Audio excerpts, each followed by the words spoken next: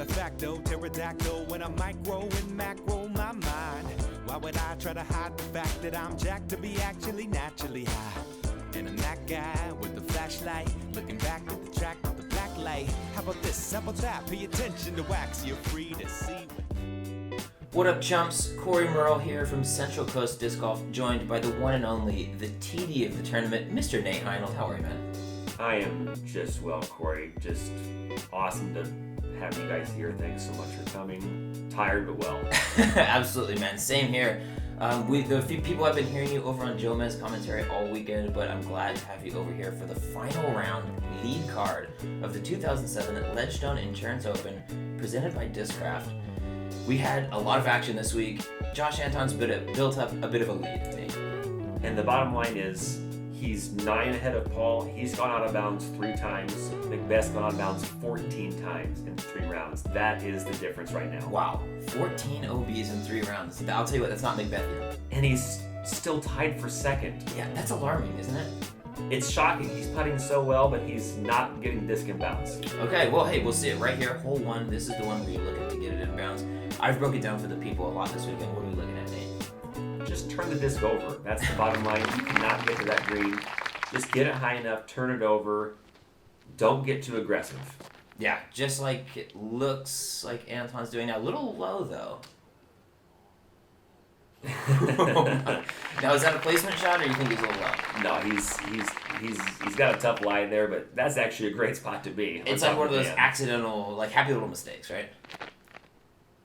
And see, he's not trying to go for eagle. He's just not turning the disc over here, and that's in the water. No, is that 15 now? That's like his 4th destroyer in that lake. He was telling me the one that he throws, it's a nice swirly, flippy one that he'll just flex over. He'll put it in the water during round 2, and ever since then, it's just he has been having trouble with this hole. And Paul's way down there. That's actually a kind of a longer upshot because you're playing straight up the dam. But you know what? Anything in bounds here is good. Exactly. As long as you can bury something into this wall like Ricky's doing right now, that's pretty much perfect. I mean, that's perfect. So, I watched McBeth throw a B, round 3. He got up and down from the drop zone. Let's see if he can do it again. He got up and down for his 4? Up and down. He's Good Lord. Circle's edge. And you know what? That is got to sit down. And that's not the basket. Wow. Well, I think Paul was trying to make that one in the wrong basket, but that's going to be tough. He's going to take it from where it crossed there. Yeah, absolutely. That drop zone, it can't be emphasized how punishing it is. It's not a rethrow, but you're definitely just kind of throwing that same shot again. Yeah, it's not that much easier, to be honest. And Josh there, he may have got caught up by some cabbage there, but tough little shot there. Yeah, very forgiving lettuce over there.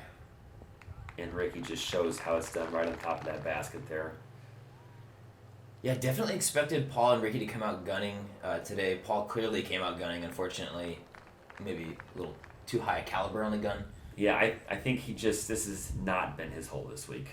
No, and to be fair, it hasn't been a lot of people's hole. Yeah, you know what though, this last round, it actually played the easiest it has all week. Not really? that says a lot, but it actually played 0.08 strokes under par, so the first time that hole's ever played under par. It was actually the 4th easiest hole that round somehow. Hole 1. Hole 1. Over the water. Over the water. I couldn't believe it. Keep in mind, we did a cut of the bottom 30 players, okay. And so maybe we just had the better players there that were doing it. But nice blow-ups. When I saw that stat, I couldn't honestly even believe it. So. Yeah, that's shocking, because when I step up to this hole, it definitely has like the pucker factor over any of the holes on the course. When I was talking with other players, it's the hardest opening hole on the tour they probably play. Yeah, I mean, I would say this it has like a Maple Hill feel. Not the same hole, obviously, but it has that feel. Maple Hill, you can bail out this hole. There's no bailout except for a big turnover. So hole 2, as you notice, is combined with 2 and 3 from last And year. I love the change, Nate. Really compliment you on this. This hole really turned into like 2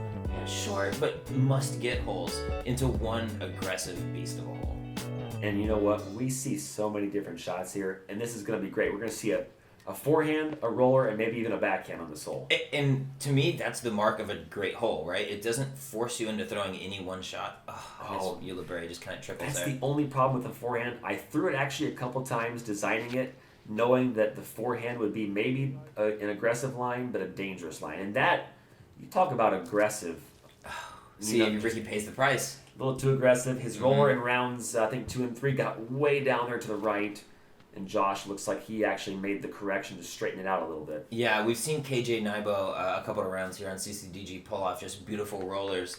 And that's really, I would say that's the most aggressive line because, who knows where it's going to land. It could be straight, could be turn over. But here we see McBeth, believe that's that Leopard 3, just kind of piping it down the line. Yep, that's a good spot to be in. With the backhand, you really can't get it down there that far. You definitely can't get it in the roller range. Nobody's able to throw it through the gazebo, Nick. Did you set it up knowing that was going to happen? I did. I threw it once, and when I was designing it, and did not want anybody to get hurt in case there was people hanging out there. Of course, that's a great shot. McPro Rock 3 up by Paul there. And Josh was right in front of the 250 marker, so those yellow signs are 250, the orange are 500, and that's got a bite, and he does. Great shot. Just to be clear, those are for the course, right? They are correct. Okay, just making sure. I saw those around. I thought it was a great addition. Wasn't positive if maybe there was a permanent reason for them. Nope, we just put it out there just to give players more perspective on distances. It's always good. Especially with the course changing from year to year. Exactly, and really commendable changes, honestly. I think the changes here in the couple of holes added in the back specifically, and then also just the stroke and distance. Oh, Ricky, wow, that was kind of cages it. This has not been Ricky's best week for putting. I've seen him miss some putts that he wouldn't miss, and I haven't seen him make any bombs. No, yeah, we really haven't seen like the Ricky from 50 to 60 feet just draining him this weekend. He hasn't been here. When I watched him at Worlds, he made everything. Yeah. In the last couple tournaments, I think that's been the difference. And the fact that he's still in the top 5 is incredible. Exactly. It's testament. I mean, it's Ricky and Paul are tied, right? And Paul has all the OBs. Ricky just isn't making his putts. The diagnosis are right there. Yep. So interesting watching Anthon throw these backhands. He takes his thumb off the disc and puts it on right before. It's so unique. It's a very unique form, and you can't argue with the results. Exactly. Yeah, I mean, you hear a lot of people saying slow is smooth and smooth is far, but he is not smooth. Yeah. And he is very, very far. Yeah. Yep. Hole 3, we actually pushed back about 15 feet from last year. Okay. And Interesting. The stats show that it has made a massive difference. The average is, it's 0.4 of a stroke harder, and I don't really know why. I don't think the basket affected that much. I think we've just seen more discs bounce off trees this year. Yeah. But there have been a lot of OBs. Ricky's taken that sidearm gap 3 straight times, out of bounds 3 straight rounds. Really? Now, that is the one thing. You said you moved it back maybe 15 feet. When I see the sidearm line, they tend to come in maybe 20, 25 feet short. So it would be right on line with the old basket. Exactly. Now it turns it into a little bit of a tester putt. And that's probably something where, the course change hurt the people that were throwing the same shot as last year. Mm-hmm. Exactly. If you don't get out here and practice every one of these holes, it'll bite you.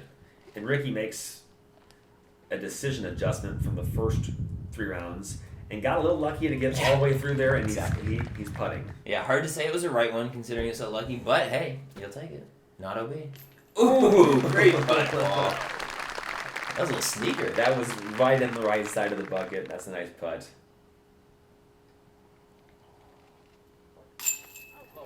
Just a little left there for Ricky. But yeah, it was one of those 50-50 ones. Yeah. I mean, it hit chains, but it was high. Oh gosh, another one hitting chains again, little high. Little high, probably hit the nub, but that was a good putt. It's just these baskets that top chain. Yep. It's like a turnbuckle almost. It doesn't like it. This basket likes low left. Low left for low sure. Left for sure. I mean, at the end of the day, disc golf is made to be putting in the basket. Sure. Right. That's the point of the game, not into the chain. Yep. So yep. As long as you're putting it in the basket, it's going in. Yep, that's correct. So it looks like we got Josh with a 9-stroke lead over Uli and Wysocki and McBeth tied. And Josh, he's going to win unless he starts going OB or McBeth starts keeping it inbound or somebody else just tears it up. Exactly. I mean, I was talking with Uli before the round. We're talking about he was 17 down. If he doubled his score 34, he'd still lose by 2. I mean, these guys are going to have to shoot lights out from here on out. Hole 4, par 3 though, what are we looking at? Downhiller? Yep, downhill. None of the guys have been taking it. I actually like the Heiser flip route to the right. Oh, and because the Anheuser I like the left route with a hyzer as well. The anhyzer, if you turn the disc over the hill, it goes out of bounds. Exactly. Bottom line. Yeah. And so, see, I like this route here with like a hyzer flip shot. The hyzer is fine because it's safe. But I've seen a ton of guys throw that left gap with anhyzer. It will not be in bounds unless it hits a tree. Absolutely. It's such a touch shot on that left. That's this turnover line that Paul is trying to do here, unfortunately. Maybe through that hyzer flip line on the left side. Yeah, and I think I've seen him go OB there with that, go on that left line, turning it over. That kind of shot right there is not going to be anywhere close to being in bounds. No, that's toast. And that didn't turn over that much even. I've seen slight turnovers go out of bounds. Absolutely. So you really cannot mess with this hole. Yeah, and it's really a pick your poison type of situation where either you deal with the Mando on the right, or you turn something over and you're filling with that OB down below. And for Ricky and Paul here, they cannot go for that shot. Exactly. Roll leg green, out of bounds right. Even Josh here, there's no. If they're going for that, if they miss, they're probably out of bounds or rolling away 35 feet. Yeah, I mean, the precariousness of the pin. It's placed right on top of this hill, so you go all the way downhill, and it's just a brutal pin placement. Having said that, when you're walking, it feels like that's where it should be. Yeah, I mean, it feels like it's designed for it. When I designed that hole, I saw that spot. It was filled with a couple small trees. I was like, "I have to put a basket there." Yeah. And I think it's a unique pin, and just you can see all the gallery walking by. We had phenomenal gallery, probably as big as the national tour we had here in 2015, if not bigger. And we were thrilled with the gallery. Absolutely. I can't say it enough. Like, I would be holding shots on the tee, seeing the disc land in the camera, and by the time I could walk, there would just be a mob in front of me I had to cut through.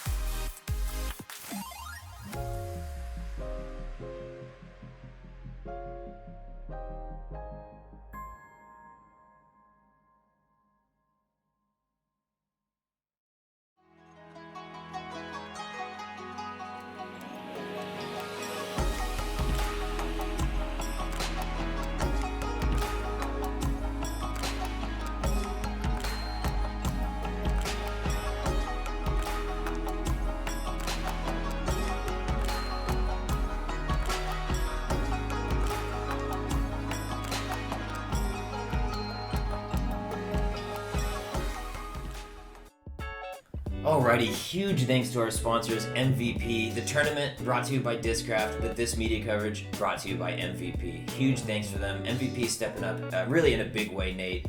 I know they have a pretty good presence in this area. Just happy to see everyone involved. Yeah, Steve Holloway actually lives right here in Peoria. He's, I think, their team manager. Yep. Steve's just a nice guy. So Absolutely. Can't say enough good things about him. But hole 5, the baseball field hole, Nate, this is just brutal, as Paul just clearly lays up there. I love this hole. I mean, I know some lefties don't like this hole, but No. This hole actually played as the second most difficult hole for this round, and it played very difficult all rounds. Honestly, the first round played the easiest with that massive right-left wind. That was the round that Greg Barsby dropped it in the bucket. Third round, McBeth put it in the side of the bucket. Yeah, on the bucket. But honestly, this is another hole that had his number, though. This is, I believe, the third time, and that's not really even close to being in bounds. And Nate, take a guess how many times we've filmed Paul in this hole. 3 times?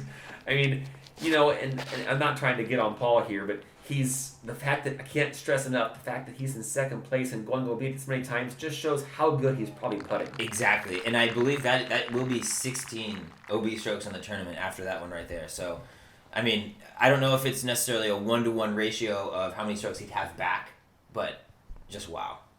And he's getting good at that drop zone shot. That's a long drop zone shot, he just put it in the circle again. It is. Now, you've removed stroke and distance from the event, but some of these drop zones, not all of them, some of the drop zones may as well be.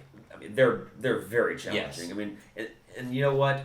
I've tried to design the U.S. Open of disc golf, and the U.S. Open of ball golf is an incredibly challenging test where par is a good score, and I'm trying to punish bad shots. Yeah. And and that's what I'm going for. I'm making them work for their pars and bogeys. Absolutely, and I think that's a great strategy. As Ricky kind of airballs un-Ricky like, and I really think that strategy plays towards great putt by Paul.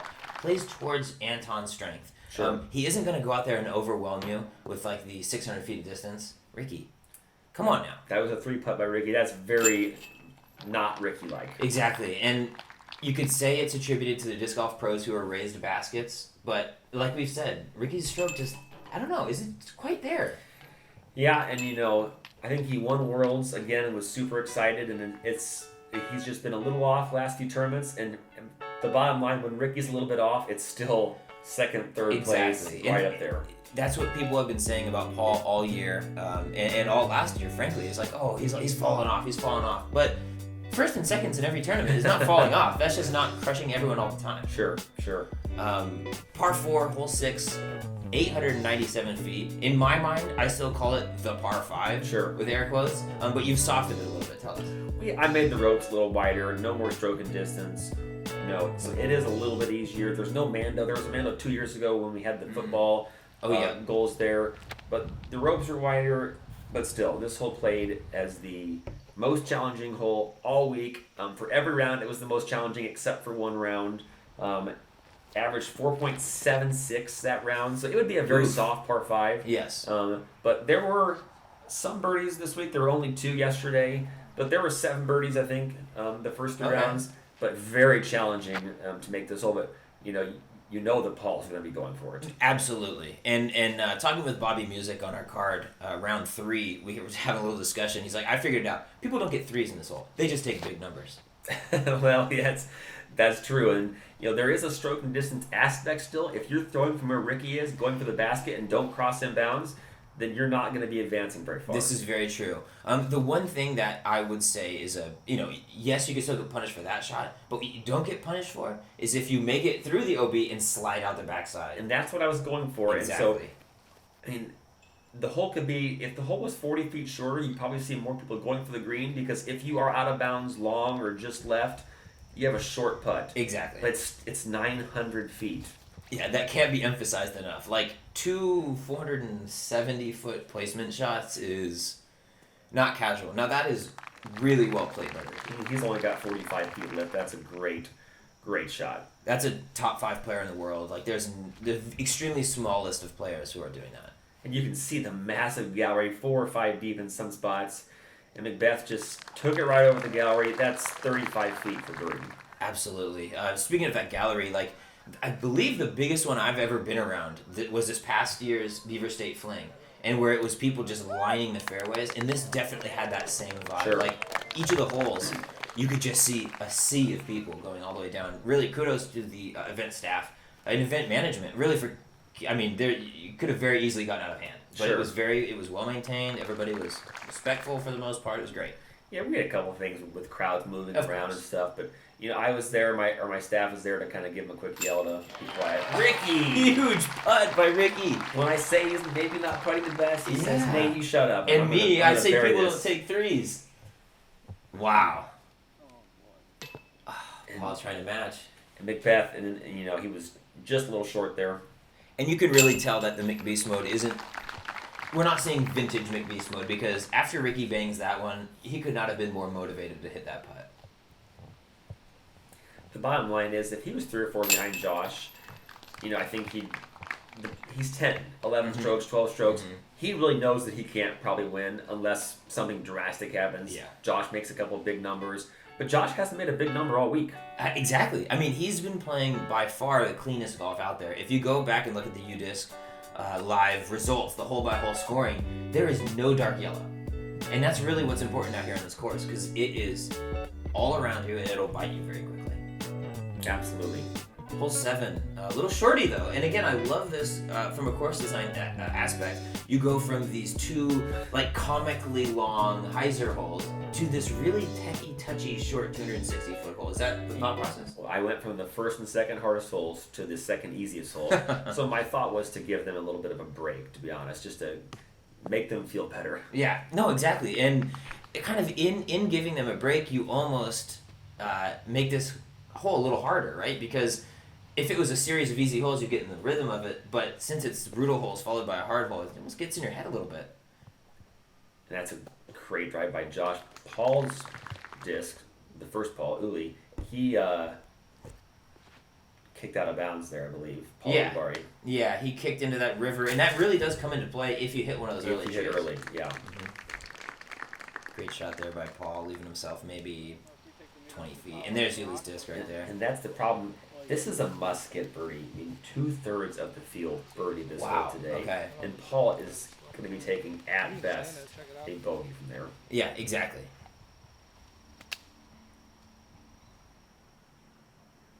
The good thing is, it's such a short hole that if that was a short or upshot at least. It's very forgiving. Chain stars, Nate. That was a rough spit out there by Ricky. It's really funny, like the chains. I'm not sure exactly I'm not like a basket head. I don't know all the details of baskets, but it seems like the chains are a little thinner, and so the disc is able to take some velocity into that hole, and that seems to be what the deal is on the spit outs. Like it hits those poles so hard and it kind of jumps right back out. Is there any plans from Discraft to maybe, I don't know, do they have any other baskets in the work? That's my question. Yeah, they do have some stuff in the works, and I've talked to Discraft about it, and their plan is to have their championship target ready for next year, and if not, we'll use the McBeth basket for next year. That's wonderful, and I'm sure that's really what the people were wondering, because now it's not like every putt gets spit out, right? Obviously. You look at, Ricky does putt harder than and almost flat. every other player's, and very flat, and almost on a nose down angle, and that doesn't do well with those baskets. Certain baskets have different tendencies. I still think it's a good basket, but yeah, certainly, certain types of putts do spit out, and that's unfortunate. Yeah, exactly. And at the end of the day, like I've heard people say, on these ones you gotta put a little softer. But it's hard to ask somebody to change their putting style in a tournament, Like, for instance, on the Prodigy baskets, you have to put harder on those. Exactly. Yeah, you got to jam them. That will spit out, or that will not catch maybe a softer putt. Mach-X. Same way. You kind of have to put a little harder. Mm-hmm. So this is just different. The pros usually don't putt soft. No, exactly. And that was my thoughts process too. As we see these guys make this hole look like child's play, Nate, and it is not. The first drive was amazing. The second drive was great. That third drive was turned over. They're throwing over 450 and just making this hole look way too easy. And now that's smashed. Wow. Too. And I almost like Ricky ended up on that right side. And I almost like that landing spot better, especially for guys like Rick and Paul who have a real good sidearm, because it plays really nicely once you get to the peninsula. No, absolutely. If you have a sidearm and the guts to do it, that's the way to go. And Josh he's not gonna have a putt there. That stuff is jail. And I'm sure intentionally. Like, it's meant to be that way. Paul and a couple guys said, hey, you should cut that stuff out for next year to make the green a little bigger, and I will look into that and see, just because the green is really small. Yes. And I really like the idea of the really tight window, like the keyhole into the green, but I do agree with them. It could be definitely a little bit more forgiving once you get there. On the right side. So, yeah, we'll look into that. That's one of the few changes I'll explore for next year. And here's Paul throwing sidearm. And he's, that's a really, and see, I've told the players this, there's room long right. Exactly. I've told them that, and of course it's tough to be able to do that. You can't see it. Yeah, exactly. Yeah. But I've told them all, look long right, because there is a gap there, and Ricky was he was trying to make that. Yep. And absolutely. He paid the price. Yep. And you keep mentioning we're going to look into that for changes next year, and I think that is just so commendable by you and your staff and everything, the fact that you're willing to adapt, and you're willing to listen to people. Because this is not a permanent course, so I don't get to see it played, but maybe twice a year. Exactly. And so I designed the course the first year, we made changes, saw it last year, made the changes, saw it this year, and I don't think I will change any holes for next year. I just may change a few drop zones and may change stuff like this. And wow, somebody just, I'm not sure who that was. Anthon just singing it out there. He said he's not going to make it, but he was trying. He was trying, kind of airballed it, but that he's just going to lose one extra stroke there because he's putting right from 15 feet. But at this point in time, he knows he's way ahead. He can afford to take a risk, and he's going to have just a short comebacker. Yeah, taking a lone bogey every once in a while is not going to hurt your 10-stroke lead. There you have it, though. That hole was thrown to the pin well, but unfortunately, like you see Ulibarri right here, just not a lot to work with once you get off to that right side. Yeah, a couple birdies though. That's incredible though. That is such a tough hole to birdie. I know, and it's called a par 4, but I mean, for all intents and purposes, those threes feel like eagles. They feel great. Yeah. So, leading us to hole 9, last hole of our part 1 video. This one is the bridge hole, affectionately known. I would say it's one of the most iconic holes in the course. Mhm. It's actually playing a lot easier from last year. We moved the ropes in a little bit. Mhm. The drop zone's still the same. And the wind on this hole, there was wind on Saturday, but it just was the right wind for this hole. I was going to say, it always felt windy, but it never looked like when they were throwing it that the wind was affecting it in any negative way. I mean, there was wind on other holes, but not this hole. Yeah, exactly. Now, I remember in years past there was like a little bit of a layup zone or like a bailout zone of some sorts. Is that was removed, correct? Well, there's a big bailout zone to the left. Yes. If you look, so there was a layup zone 2 years ago, and I just didn't like that. I want players to go for it, so I gave them more of a layup zone, short left. But honestly, I didn't see many players do that. No. They took dead aim, and with the hyzer, 30 feet left of the basket. Exactly, and 350 feet, sloping downhill. I mean, let's get it together, guys. That's why you don't have AMs playing the course. Sure, exactly. So I don't need to, design for the AMs. Great. Wow, that's a great cut. See, that was at a loftier angle, Exactly. not I guess he was longer away, but that was a better angle for the basket for sure. For sure, and it really is a there. testament, as Paul puts that one in, to Ricky's mindset. He has that brutal spit out, and guess what? Next hole comes back and jams one right in the center. Yep. Josh can't quite convert. See, now Paul left Josh out of the star frame, and that's just rude. That is rude. See, they just kind of showed you how to do that hole. Keep it in bounds, make a couple nice putts. Yep. Josh cleaning up right in front of that wall, brought to you by Tribaloid. Alan Musselman out in San Francisco doing great things for disc golf, making disc golf mobile games. Yep. Great dude, great company, can't say enough about him. There you go. 3 birds and a par after 9 holes. And Nate, that will take us to the end of our part 1 video.